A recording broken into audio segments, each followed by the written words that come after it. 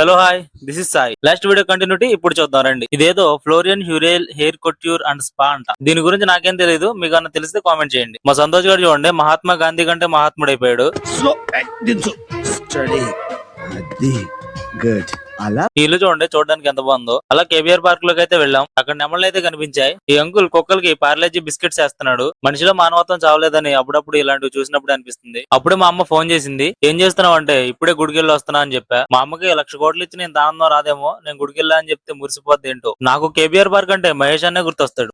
కేబీఆర్కి వెళ్ళావు నేను అప్పుడు అది ఫుల్ రౌండ్ 5 కిలోమీటర్లు అనుకుంటానండి. 5 కిలోమీటర్ సో అది ఒక రౌండ్ ఫుల్ అయిపోయి ఎండ్కి వచ్చేసరికి ఏదో తిరుగుతుంది అక్కడ.